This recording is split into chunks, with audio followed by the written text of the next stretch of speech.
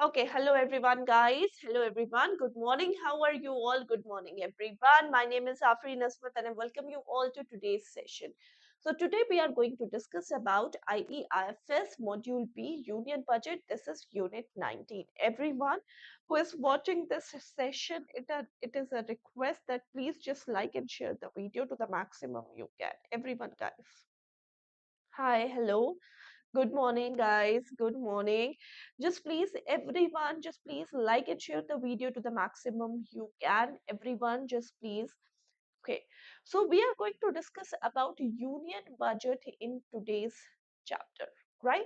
So let's start discussing. The very first thing is a basic introduction. Okay, so if we talk about the budget, first of all, this annual budget term, this annual budget is actually known as what? This annual budget is actually known as union budget. But if we talk about the more precise word, so according to Article 112 of Indian Constitution, the union budget of the year commonly now it is commonly known as annual financial statement. So Article 112, this union budget or word is actually known as annual financial statement. It is presented by Union Finance Minister in the Parliament. Earlier, it was being presented on the last working day of February. It was being presented on the last working day of February. But if we talk about the present situation, now it is presented on the 1st of February every year. Clear? If we talk about the budget thing, see, if we talk about this budget thing, budget is actually distributed into two parts. We have to distribute this budget into two parts, right? First is the income, which is officially known as receipt, right? And the other is expenditure. Budget is actually distributed into two parts, income and expenditure, right?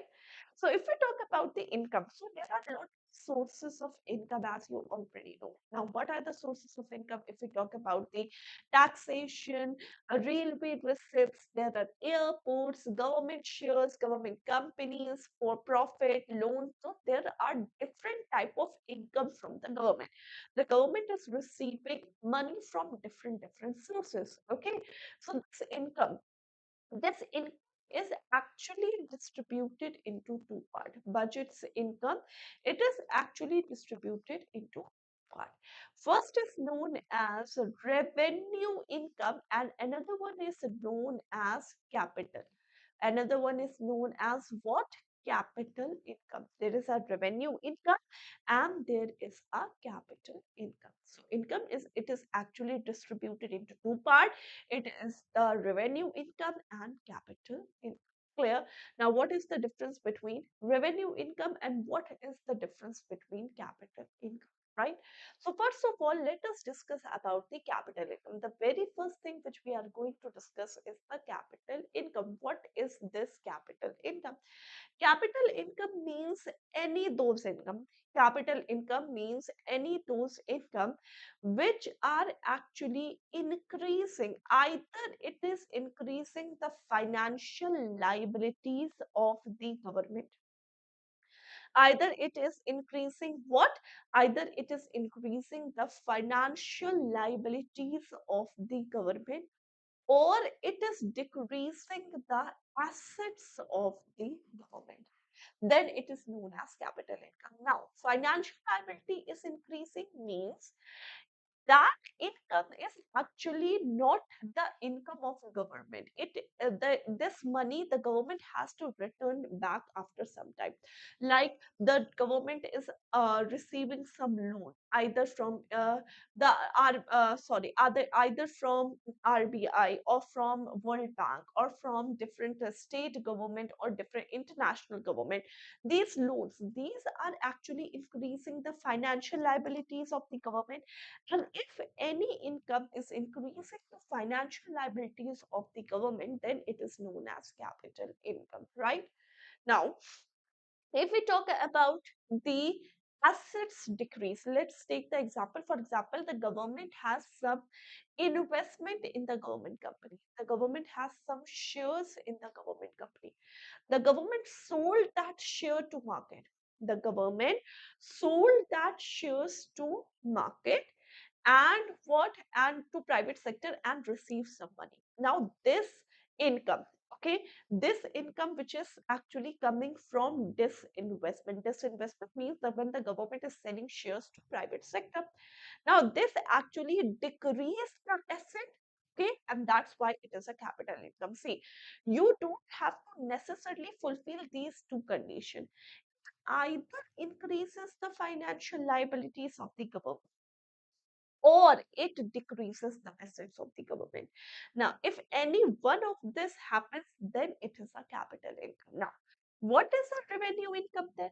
So, revenue income is any those income in which there is no financial liability which is increasing. Means when the financial liability of the government is not increasing and when the assets of the government is not decreasing, neither it is affecting the financial liability nor it is increasing the financial liability nor it is decreasing the assets, and that's why it is what it is a revenue income.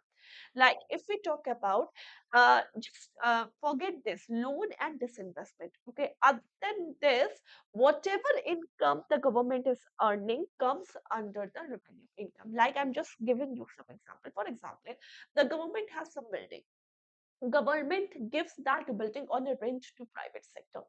Now the government is receiving rent from that building. Now rent is a revenue income, right? Because it neither increases the financial liability nor it decreases the assets of the government. Neither increases the financial liability nor it decreases the asset, right? But if we talk about the government has building, the government has sold that building to private sector.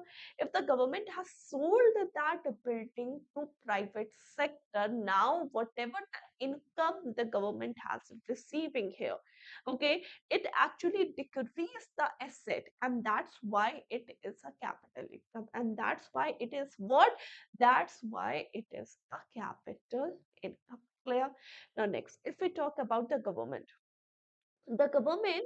for example, have some shares in the private company. Okay, just listen it carefully. The government has some shares in the private company. Now the government has are receiving some profit from that share. The government is receiving some profit from that share. So profit is what? Profit is a revenue income. Profit is what? Profit is a revenue income. Okay.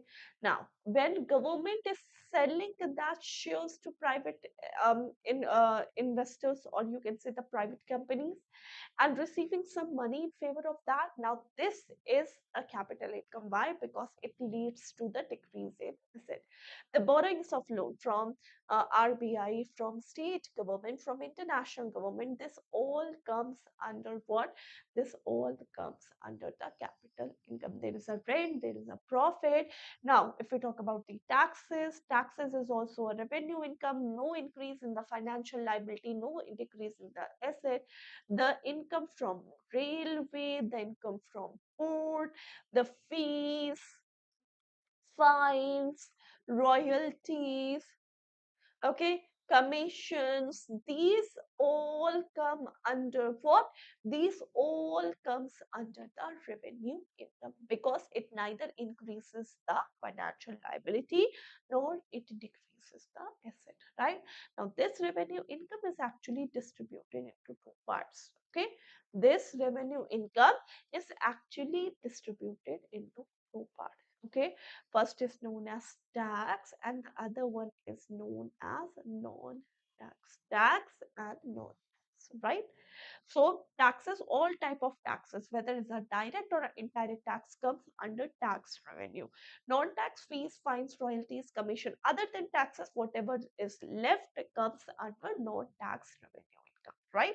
Now again, taxes are divided into two categories. So there is a direct tax, you all know. There is a direct tax, you all know, and there is indirect taxes. Sorry.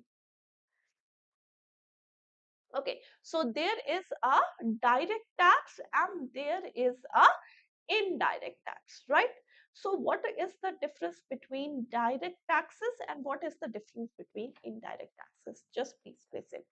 Direct taxes means those taxes where the liability of paying tax is not transferred to any other, right? Means it is not transferred. Means the impact and incidence, these are the two words which you have to remember.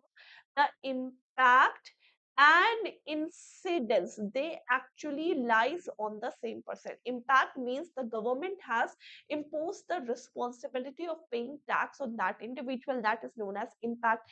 Incidence, the one who is actually bearing that tax. So when the impact and incidence, these are on the same person, means the liability of transferring tax does not transfer to any other person, then it is known as direct taxes. Okay. Now, what is indirect taxes? When the impact and incidence, they lies on two different persons. When the impact and incident, they lies actually on two different person, then it is known as indirect taxes. Okay, means the transfer, the liability of paying tax is actually transferred to another person, then it is known as indirect taxes. Direct taxes means Central Board of Direct Taxes is responsible for having the direct taxes, and Central Board of Indirect Taxes and Custom, this is responsible for collecting indirect taxes. Now let me give you some example. Like for example, I'm telling you about the cash. For example, I'm telling you about the income tax. Income tax is a direct or an indirect tax. So I ask you, what is income tax? Income tax is a direct tax or income tax is an indirect tax. So if we talk about the income tax is actually a direct tax. Why it is a direct tax? Because see, the impact and incidence, they actually lies on the same person. Okay, the impact and the incidence, they actually lie on the same person, and that's why it is a direct tax. Whereas if we talk about the indirect taxes, when the impact and incidence, they lies on two different individuals. Okay, impact and incidence, they lies on different individual, then these are known as indirect taxes like GST. So when we are going to a restaurant for eating, okay, so the government has imposed the liability of paying tax to the government, to the restaurant, right? Restaurant has to submit this tax to the government, so that is the impact. But the government, the restaurant does what? The restaurant just transfer this tax to the individual. The government just transfer, the restaurant just transfer this tax to the customer. So they take taxes from our pockets and then submit it to the government. Now there is an impact which is on the restaurant, and there is an incidence which falls on the consumer. So obviously the impact and incidence, they lies on two different individual, means the burden of paying tax, or you can say the liability of paying tax is actually transferred to another person, then it is known as what? Then it is known as the direct taxes. Okay, indirect taxes. And when the impact and incidence, they lies on the same individual, when the tax is not transferred to any other person, then it is known as direct taxes. Central Board of Direct Taxes is responsible for maintaining direct taxes, and Central Board of Indirect Taxes and Custom, these are responsible for maintaining the indirect taxes. Now let's come to this expenditure portion. Okay, let's come to this portion. Expenditure. The same expenditure of the government is actually divided into two categories.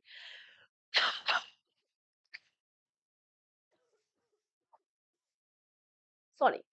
So the expenditure of the government is actually divided into two categories. It is the revenue expenditure and it is the capital expenditure. So there are two categories of expenditure: revenue and capital expenditure, right? Now, what is capital and what is revenue? So, the opposite of capital income comes under the capital expenditure. The opposite of revenue income comes under the revenue expenditure. As simple as that. Means if there is any expenditure of the government, if there is any expenditure of the government which either reduces the financial liability, which either reduces what? Which either reduces the financial liability or it increases the assets, then it is known as capital expenditure. Okay, either reduces the financial liability or it increases the asset, then it is known as capital expenditure.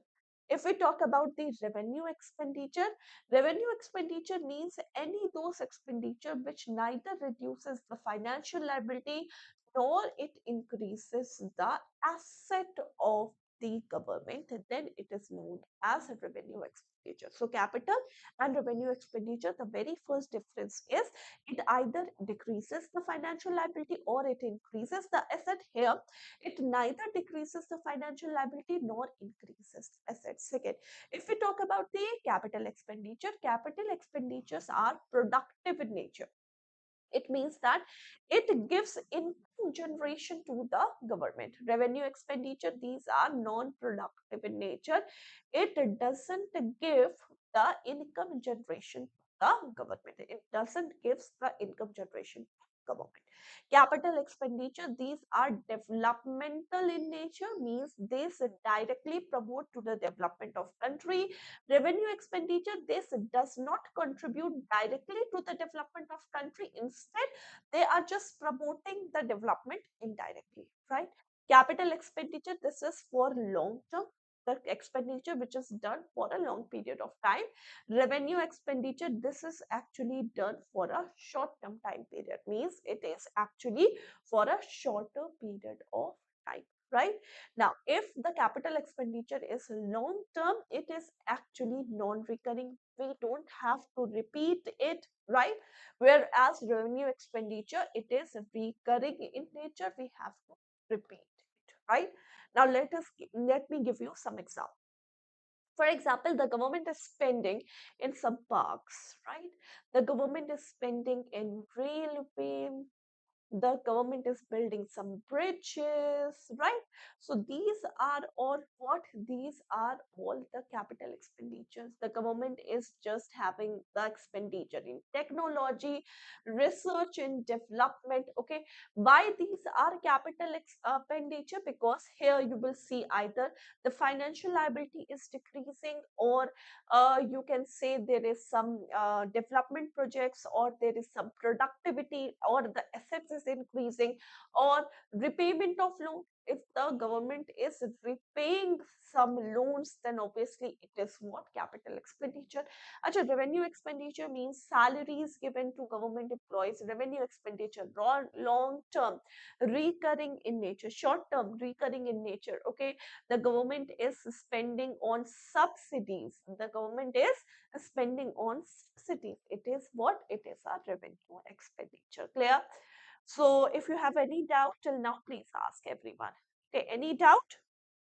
Everything is clear. What is revenue expenditure and what is capital expenditure? What is capital income and what is revenue income, right? So now let us discuss about the deficit concept. So there are different deficit concepts. First of all, let's discuss about the revenue deficit. Revenue deficit is what? It is revenue expenditure over revenue received, means only we have to reduce revenue expenditure from a revenue income.